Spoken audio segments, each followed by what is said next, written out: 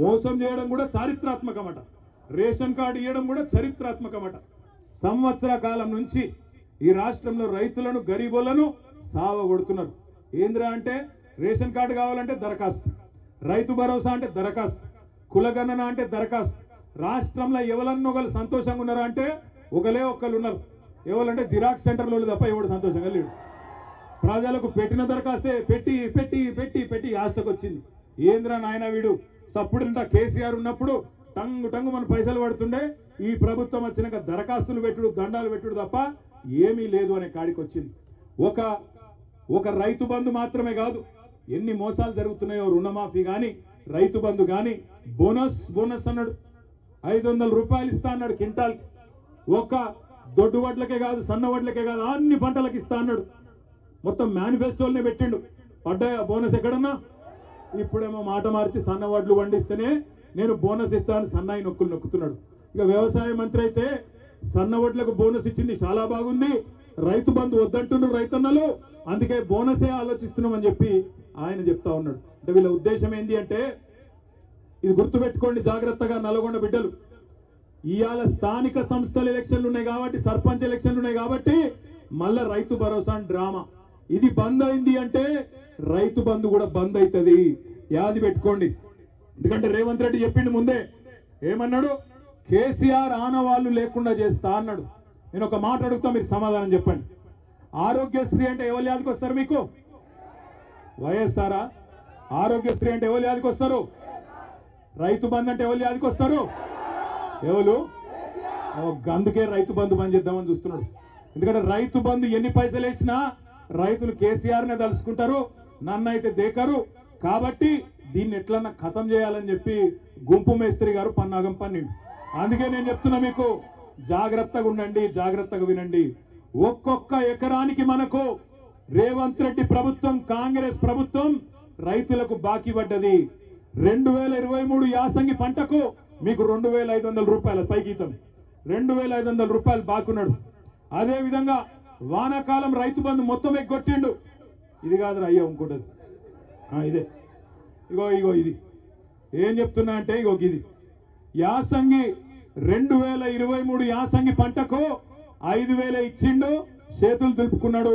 అప్పుడు ఎకరాకు 2500 బాకీ ఉన్నాడు. తర్వాత వానకాలం ఒక్కొక్క ఎకరానికి 7500 రూపాయలు బాకీ పడ్డాడు.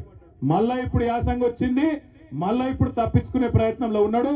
తప్పించుకోనియద్దు, 15000 కాదు 12000 ఇస్తాను తప్పించుకునే చక్కర్లో ఉన్నాడు. అందుకే మీ అందరికి నేను చెప్తున్నా, ఒక్కొక్క ఎకరానికి ఎంత బాకీ ఉన్నాడు రేవంత్ రెడ్డి? కనబడుతుందా లేదా ఇది? ఒక్కొక్క ఎకరానికి ఎంత బాకీ ఉన్నాడు? 17500 రూపాయలు బాకీ ఉన్నాడు. కాంగ్రెస్ వాళ్ళు ఓట్లు అడిగేందుకు వస్తారు, మళ్ళా అమ్మ అయ్యా అక్క అల్లుడు తమ్ముడు అనుకుంటూ వస్తారు. అడుగుండ్రి, ఏమరా కొడక బాగా చెప్తివి అసెంబ్లీ ఎలక్షన్ల ముంగట ఎక్కడున్నారు కాంగ్రెస్ వాళ్ళు? మళ్ళా కొట్లాడేది గదే కేసీఆర్ దళం కదా, గదే కేసీఆర్ బిడ్డలు కొట్లాడుతున్నారు, గదే గులాబీ జెండా కొట్లాడుతున్నది రైతుల గురించి. మీరెక్కడ పోయినరు అని కాంగ్రెస్ వాళ్ళని అడగండి. ఎక్కడ పోయినాయి మా వానాకాలం రైతు బంధు? ఎక్కడ పోయింది 15000 రూపాయలు? నిలదీయండి. ఏమైంది రుణమాఫీ అని అడగండి, ఏమైంది బోనస్ అని అడగండి. అడగకపోతే అమ్మ కూడా అన్నం పెట్టది, యాది పెట్టుకోండి. అడగకపోతే అమ్మ కూడా బువ్వ పెట్టది. అందుకే అడగాలి. పోరాటాల పురిటిగడ్డ నల్లగొండనే మొత్తం రాష్ట్ర రైతాంగానికి ఆనాడు సాయుధ పోరాటంలో ఎట్లయితే స్ఫూర్తి నింపిందో, మళ్ళొక్కసారి రాష్ట్రంలో రైతులు తిరగబడేందుకు నల్లగొండనే వేదిక కావాలి. అందుకే ఇక్కడి నుంచే మొదలు పెట్టినాం ఈ రైతు పోరు. నేను మీ అందరితో ప్రార్థించేది ఒకటే, ఇంకా 4 ఏళ్ల సమయం ఉంది. ఇక్కడికి వస్తుంటే మహమూద్ అని ఇక్కడనే నల్లగొండ పట్టణంలో ఎంటర్ అవుతుంటే ట్రాఫిక్ వచ్చింది, మా కారు మెల్లగైంది. పక్కకు ఆటో వచ్చి ఆగింది. ఒకటి తమ్ముడు ఆటో నడుపుతున్నాడు, ఆదాబ్ అన్న అన్నాడు. ఆదాబ్ భాయ్ అండి, క్యా నామ్ హై అన్న? మేరా నామ్ మహమూద్ హై సాబ్ అన్నాడు. క్యా హాల్ హై మహమూద్ అంటే, క్యా హాల్ హై సబ్ బర్బాద్ హై, క్యా హాల్ హై అన్నాడు. నాశనం అయిపోయినాం. కాంగ్రెస్ ప్రభుత్వం వచ్చినాక రైతులు 410 మంది చచ్చిపోయినరు, గురుకులాల్లో పిల్లలు 55 మంది చచ్చిపోయినరు, ఆటో డ్రైవర్లు 100 మంది చచ్చిపోయినరు, చేనేత కార్మికులు ఇప్పటికి 35 మంది చచ్చిపోయినరు.